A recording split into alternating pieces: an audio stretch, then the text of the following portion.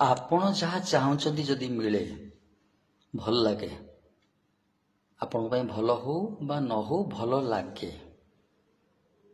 କିନ୍ତୁ ଆପଣ ଯାହା ଚାହୁଁଛନ୍ତି, ବାର ବାର ଚେଷ୍ଟା କରୁଛନ୍ତି, ଅନବରତ ଚେଷ୍ଟା କରୁଛନ୍ତି, ତଥାପି ମିଳୁନି, ସେଟା ଆପଣଙ୍କ ପାଇଁ ଭଲ, ବହୁତ ଭଲ। ବିଶ୍ୱାସ କରନ୍ତୁ, ଭଗବାନ ଆପଣଙ୍କ ପାଇଁ ବହୁତ ବଡ଼ ଜିନିଷ ଲେଖିକି ରଖିଛନ୍ତି। ଆପଣ ଯାହା ମାଗୁଥିଲେ ଯଦି ପାଇଥାନ୍ତେ ସେଥିରେ ହଇରାଣ ହେଇଥାନ୍ତେ, ବହୁତ ପ୍ରକାର ସମସ୍ୟା ଆସିଥାନ୍ତା, ଦେଲେନି।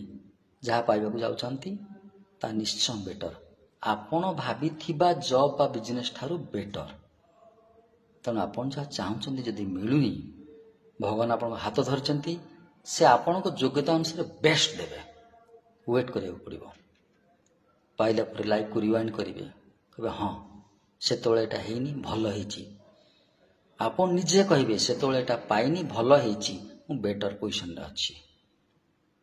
ସବୁକିଛି ସାଙ୍ଗେ ସାଙ୍ଗେ ବୁଝା ପଡ଼େନି।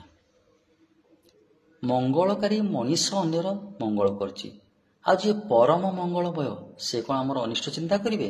କେବେ ନୁହଁ। ଆମକୁ ଭଲ ଲାଗୁ ବା ନ ଲାଗୁ, ଆମ ପାଇଁ ଯାହା ମଙ୍ଗଳମୟ ସେ ସେଇଟା ଦେବେ। ଯେବେ ମିଳୁଛି ମିଳୁ।